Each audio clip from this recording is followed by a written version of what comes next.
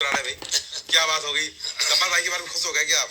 समर्थन कर रहे हैं? नहीं, मैं पहले तो मंच पर उपस्थित सभी पैनलिस्टों को प्रणाम करता हूँ, अनुमोदन अपना समर्पित करता हूँ और अपनी अभिव्यक्ति के साथ बातों को रखने की अनुमति चाहूंगा। जी देखिए, बहुत अच्छी बात कही हमारे भाजपा के प्रवक्ता ने कि इस देश में आज भी 80 करोड़ लोगों को मुफ्त राशन दिया जा रहा है। जिस देश में 80 करोड़ लोगों को मुफ्त राशन दिया जाता है, अगर ये उसे उपलब्धि मानते हैं तो मुझे लगता है कहीं ना कहीं वैश्विक पटल पे ये एक कमजोर संदेश है जिसको सुधारने की आवश्यकता है। मतलब हमारे 80 करोड़ लोग ऐसे हैं जो सरकार पे आश्रित है, अभी भी क्या बात, सक्षम नहीं है। क्या बात। और जो राशन दिया जा रहा है, अगर उसी की बात कर लेते हैं, 350 रुपए के आसपास अगर मैं मूल्यांकन उसका रेट कहूँ तो मुझे लगता है इसके आसपास ही है जी। एक समय ऐसा भी था 2014 के पहले, जब 50 रुपए 55 रुपए में यही राशन कार्ड पे बाकायदा गोदामों पे मिला करता था। अच्छा। लेकिन आज वो 350 रुपए में 80 करोड़ लोगों को दिया जा रहा था। वाहवाही का प्रतीक है। लेकिन मुझे लगता है आप ये बता रहे हैं कि 80 करोड़ आपके देश में ऐसे गरीब है जो सरकार पे आश्रित है, जिनको अगर सरकार खाना ना दे तो उनको भोजन नसीब नहीं होगा। जी। दूसरी बात, एक बात कहता हूँ कि 8 करोड़ 7-8 करोड़ जैसे कोविड के खत्म होते ही जो गरीब नए तरीके से इस देश में प्रभावित हुए, नए तरीके से गरीब श्रेणी में आ गए, सीएमआई की रिपोर्ट आती है, अलग अलग संस्थाओं की रिपोर्ट आती है। मैं ये पूछना चाहता हूं कि आज देश में जो महंगाई का ये राग रुदन लापा जा रहा है, इसके पीछे सरकार की मंशा ये है कि वो मुद्रास्फीति को नियंत्रित करने में विफल है, क्योंकि मुद्रा का स्तर तो गिरता जा रहा है, इस बात को कोई नकार नहीं सकता। लेकिन ये कहीं ना कहीं गौरव भाई ऐसे समझिएगा, स्टेट बैंक का एनपीए इस देश में पहली बार जो होता है 24.39% के साथ 2.01 ट्रिलियन सबसे बड़ी इकोनॉमी का हिस्सा स्टेट बैंक का होता है एनपीए। उसके बाद $552 बिलियन एनपीए इलाहाबाद बैंक। इसके बाद 18 मई 2016 की वो घटना आपको याद होगी, पीएनबी का 5367 करोड़ के आसपास।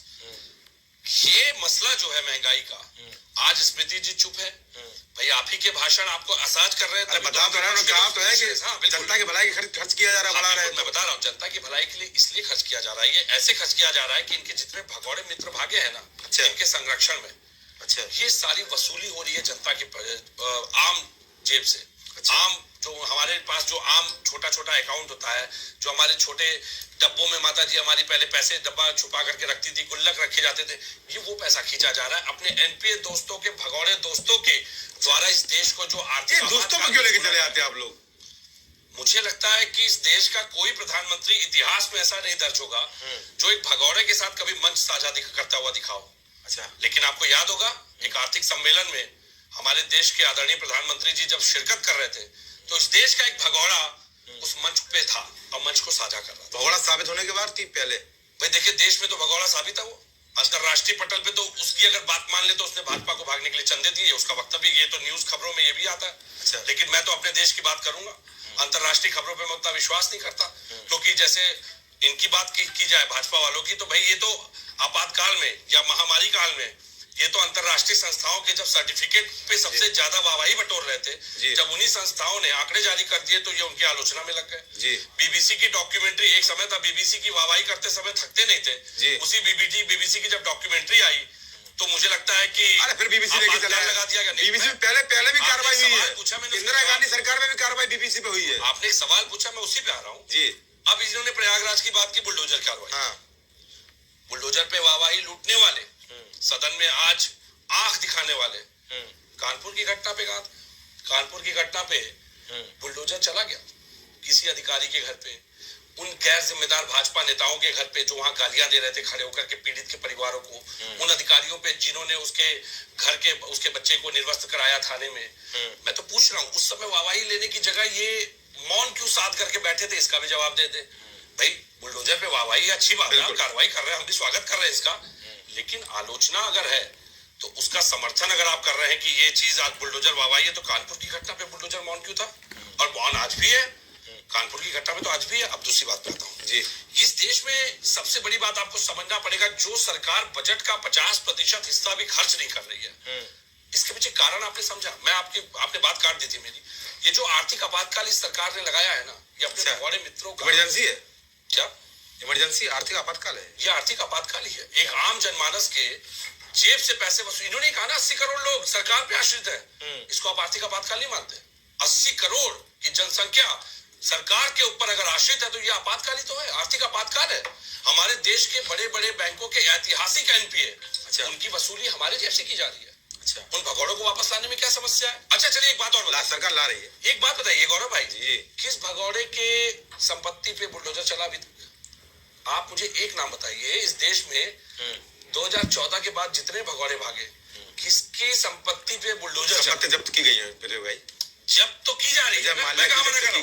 मैंने पूछा जी। संपत्ति जब्त करना और उनको नीलाम करके पैसे वसूलना दो अलग बात है। जी, संपत्ति आप नीलाम करते, वसूली करते, नीलाम भी की। जीरो बैलेंस अकाउंट खरीदा गया, सुन लीजिए, जीरो बैलेंस अकाउंट खुलवाया गया गांव गांव में जी। ये बता करके कि किसानों को आश्रित नहीं, अब मजबूत करना है आर्थिक रूप से। जल्दी बोलिए। अब जीरो बैलेंस अकाउंट के नाम पे उनके अकाउंट मेंटेनेंस का पैसा क्यों काटा जा रहा है?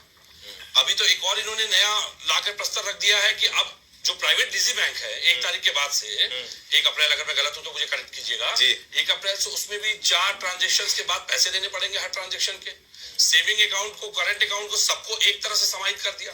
तो भाई अगर आप सबको एक ही नजरिए से देखते हैं तो करंट अकाउंट की तरह सेविंग अकाउंट वालों को ओडी फैसिलिटी दे दीजिए, बिल्कुल ओडी ट्रांजैक्शन की फैसिलिटी दीजिए, जी। लोन अगेंस्ट प्रॉपर्टी का जो रेट है, रेपो रेट आपके आरबीआई बढ़ा रही है, वो सबके लिए सुलभ कर दीजिए। बिल्कुल। आपकी मुद्रा योजना का लाभ आधे से ज्यादा बैंक मैनेजर तो देते ही नहीं किसी को, बिल्कुल जब तक कि उनके जानने वाले लोग ना हो, प्रभावित करने वाले लोग ना हो। जी। अब मैं आता हूँ सबसे बड़ी बात जो आपको मैं आंकड़े देना चाहूंगा कुछ, अगर आप मुझे 10 सेकंड का समय और दें। चलिए। Department of promotion of industry and internal trade एक आंकड़े जारी करता है, लास्ट ईयर 2022 के आंकड़े हैं ये, क्योंकि इस साल के अब आएंगे। मुद्रास्फीति 15% से ऊपर थी 8 साल के सबसे उच्चतम स्तर पे। जी। ये संस्था जो है ना आपकी है ना हमारी है, केंद्रीय स्वायत्त संस्था है, तो ये अपने स्तर पे काम करती है, रिसर्च का काम है। 2021 में जो मुद्रास्फीति की दर 10.74% थी, आज वो 15.8% होती है 2022 में, और इस साल तो महंगाई और बढ़ा करके इन्होंने धरने कर दिया, उसके आंकड़े भी आ जाएंगे। अच्छा।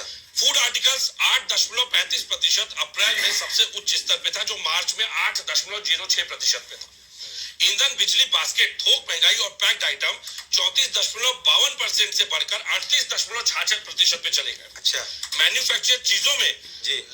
मार्च में 10.72% की जो वृद्धि थी, वो अप्रैल में 10.85% हो जाती है। अच्छा। और खुदरा महंगाई जो इनकी 7.8% थी, मई 2014 के बाद ऐतिहासिक रूप से बढ़ती गई, जिसपे इनका नियंत्रण विफल रहा। अच्छा। मैं एक सवाल पूछना चाहूंगा। जल्दी। मैं कहता हूं कि इस देश में महंगाई नहीं है, मान लिया आपकी बात को, क्या कारण था कि सरकारी स्कूलों को निजी स्कूलों और कॉलेजों को सौंपने की तैयारी करनी पड़ी सरकार को 2020 की शिक्षा नीति के बाद? जी।